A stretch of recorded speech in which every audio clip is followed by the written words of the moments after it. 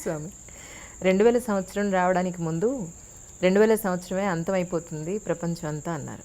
ఇప్పుడు 2000 సంవత్సరం అయిపోయి ఆల్రెడీ మనం 19వ సంవత్సరంలో 2019లోకి వచ్చేసాం. అవును. సో మీ ఉద్దేశ ప్రకారం ఇది ఒక అపోహేనా? కలియుగం ఇన్ని సంవత్సరాలు ఉంటుంది, ఈ యుగం ఇన్నాళ్ళు, ఈ యుగం ఇన్నేళ్ళు అని మనం అనుకున్నట్టయితే అంటారు. యుగాలకి సంఖ్య ఉంది.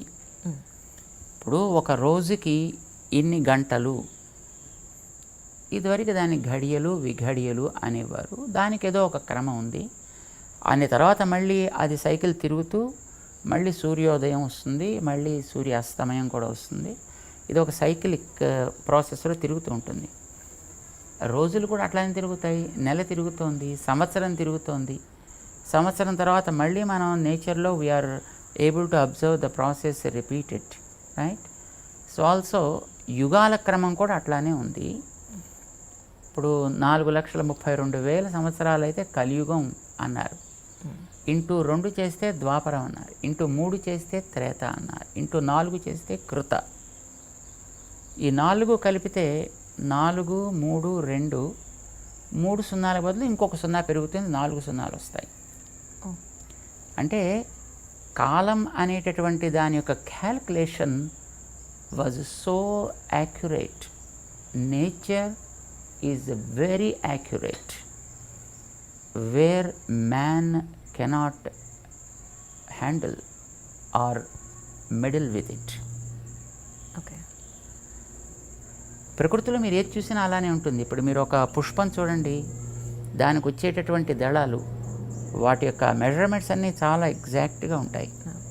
అందులో వచ్చే కేసరాలు ఎగ్జాక్ట్గా ఉంటాయి. దాని కింద వచ్చే స్టాక్ చాలా ప్రాప్రియేట్గా ఉంటుంది. ఏ పువ్వులు ఎక్కడ చూసినా అట్లానే ఉంటాయి. ఏ కీటకాలని మనం చూసినా వాటి రెక్కలు గిక్కలు, వాటి యొక్క అందం, వాటి యొక్క మెజర్మెంట్స్ అదే క్రమంలో ఉంటాయి. అందులో అప్పుడు మనుషులు తయారు చేస్తే వచ్చినట్టుగా ఒకటి పొడుగు, ఒకటి పొట్టి, ఒకటి లావు సన్నం, ఒకటి థిక్నెస్, ఒకటి పల్సగా అలా ఉండదు. Other than man everything in the nature is accurate to the dot. కాలం కూడా అంతే. సో ఈ కాలం కూడా ఒక క్రమంలో తిరుగుతూ ఉంటుంది. అది తిరిగిన తర్వాత మళ్ళీ రిపీట్ అవుతుంది. సైకిల్ మళ్ళీ రిపీట్. ఇప్పుడు 2000 సంవత్సరాలు కలియుగం అనే దాంట్లో అసలు అది ఏమడదు అది. బికాజ్ కలియుగం ఇప్పటికి ఆరంభమయ్యి 5,119 ఏళ్ళు దాటింది. ఓకే. దీనికి పూర్తి అవ్వడానికి 4,28,000 సంవత్సరాల కాలం ఉంది కలియుగానికి. Okay. So 5,000 is really nothing. మధ్యలో ఎక్కడో ఒక చోట ప్రారంభించి కాలాన్ని లెక్క పెట్టడం ప్రారంభం చేశారు. 2000 years అని అన్నారు. ఎక్కువ మంది ఆ కాలమానాన్ని తీసుకుని ఇప్పుడు 2000, 2019 అని అంటున్నారు. ఇప్పుడు కలియుగం నిజానికి 2000 సంవత్సరాల్లో అయిపోతుందని అనలా.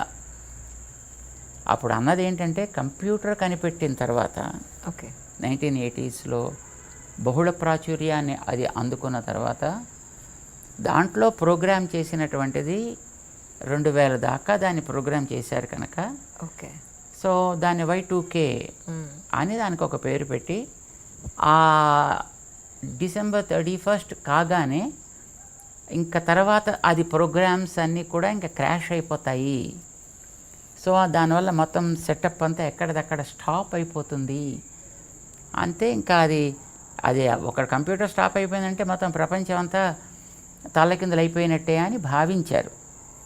దానికోసం మన దేశం నుంచి చాలామందిని, వచ్చిన వాళ్ళని రాని వాళ్ళని, ఆ పేరు పెట్టుకున్న వాళ్ళందరినీ మొత్తం బయటికి పంపించారు, అమెరికాకి పంపించారు. ఏదైనా వాళ్ళు చేస్తారు కదా, చేయాలి కదా, చేయించాలి కదా అనే ఉద్దేశంతో.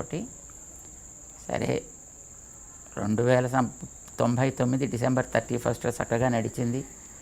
మర్నాడు పొద్దునే మళ్ళీ తెల్లారింది, సూర్యుడు వచ్చాడు, పక్షులు ఎగిరాయి, గాలి వీచింది, అన్నీ బాగానే సాగాయి. జనాభా కూడా బాగానే సంచరించింది. మళ్ళీ 2012 వచ్చేటప్పటికి మళ్ళీ అలాగే అయిపోతుంది ఇంకొకటేదో అని మాయన్ కల్చర్కి సంబంధించినటువంటి కాలమానం ప్రకారం ఇదేదో అయిపోతుంది అని అనుకున్నారు. సేమ్ అప్పుడు కూడా December probably 22 or something date అనుకుంటాను బహుశా అయిపోతుంది. ఆ వేళ నెక్స్ట్ డే మార్నింగ్కి మొత్తం అంతా everything will be close down, the cinema మొత్తం సెటప్ అంతా క్లోజ్ అయిపోతుందని అన్నారు. But nothing is happen, everything was just moving normal. యుగాంతమైనా అంతే. యుగాంతం అయిపోతుందంటే యుగం అవ్వగానే మొత్తం అన్నీ క్లోజ్ అయిపోతాయి కదా. మరి December 31 అవుతోంది, మళ్ళీ January 1 ఆరంభం అవుతోంది, మళ్ళీ మామూలుగా సాగుతోంది కదా. సో యుగాలు పూర్తయినా, యుగాలు ఆరంభమైనా జరిగేటటువంటి మనిషి యొక్క గతి అనేది ఎప్పుడు సాగుతూనే ఉంటుంది.